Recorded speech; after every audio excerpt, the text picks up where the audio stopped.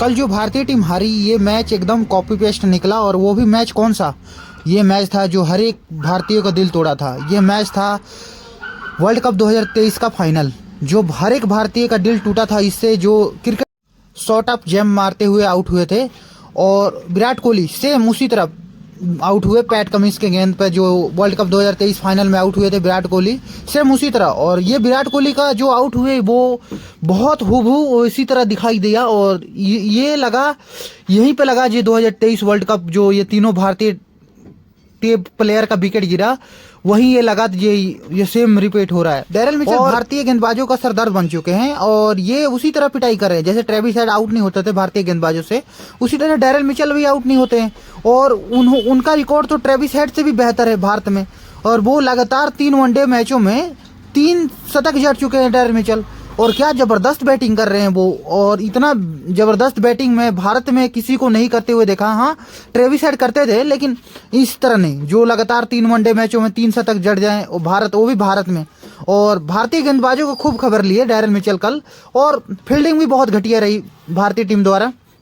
जो फील्डिंग अगर सही नहीं होगा तो फिर बॉलिंग तो बेकार लगेगा ही, ऑटोमेटिक बॉलिंग बहुत बेकार लगेगा जो फील्डिंग सही नहीं होगा। और फिर बॉलिंग भी बहुत अच्छा नहीं हुआ।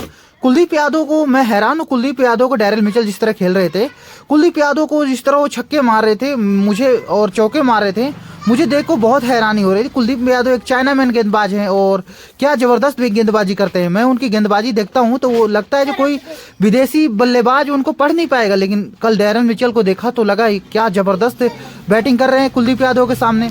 और मैं यही देखना चाहता था कि कुलदीप यादव के सामने डैरेल मिचेल कैसे बैटिंग करते हैं। और वो बहुत ही बढ़िया बैटिंग कर रहे थे डैरेल मिचेल। और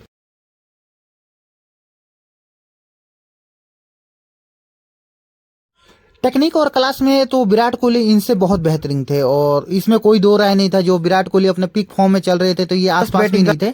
और जिस तरह विराट कोहली ने संन्यास लिया, हर एक भारतीय को दिल दुखा था कि नहीं, टेस्ट में ये प्लेयर होना चाहिए था। और इनके साथ राजनीति भी बहुत तगड़ी हुई थी, और गौतम गंभीर को लेकर। और जो अभी अजित अगरकर आए हैं, ये भी बहुत प्लेयरों को जिस तरह अभी ये सिखाता है जो मुंह से मुन्ना बदलिए, मुंह से नहीं जवाब देना है, बल्ले से जवाब दो, जो हर एक दुनिया में सुनाई देता है। मुंह से जवाब देंगे तो हम 2-4 लोग ही सुन पाते हैं। और ये दोनों प्लेयर ही बहुत ही जबरदस्त जवाब दे रहे हैं मुंह बल्ले से। और क्या जबरदस्त बैटिंग कर रहे हैं ये दोनों। और हालांकि रोहित शर्मा की तो अभी 2-3 इनिंग हो गई है, मतलब कि सेंचुरी आई हुई। और रोहित शर्मा उम्मीद करता हूं जो आखिरी वनडे में वो भी लंबे शतक बनाए। और अश्विन ने तो बोला था ये लगता है ये वनडे जो न्यूजीलैंड के खिलाफ होने वाली है 3 मैचों की सीरीज, तो इसमें तो कोई दोहरा शतक मारेगा। और दोहरा शतक का किंग कौन है? रोहित शर्मा। दोहरा शतक का किंग रोहित शर्मा, एक ही नाम गुजेगा जहां किंग रोहित शर्मा होगा।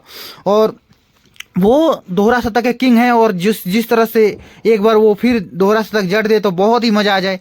और अश्विन को कई बात ऐसे बोल जाते हैं जो हम उम्मीद भी नहीं करते हैं, वो सडनली बोल जाते हैं। जैसे वो वैभव सूर्यवंशी के लिए बोले जो वो बच्चा नहीं, वो बाप है, जो उनको बच्चा बोलते हैं। वो उनका प्रदर्शन जाके देखे, वो प्रदर्शन जैसा कर रहा है, वो बाप की तरह प्रदर्शन दे रहा है वैभव सूर्यवंशी। और सेम उसी तरह अश्विन कुछ भी मतलब बोलते हैं तो वो शॉकिंग लगता है। जहाँ बंदा ये किस तरह बोल देता है, हम सोचते रह जाते हैं हाँ कितना दिमाग है इस प्लेयर के पास, रविचंद्र अश्विन के पास। और हम सोचते रह जाते हैं हाँ ये किस तरह बोल देते हैं और प्लेयर को लेकर।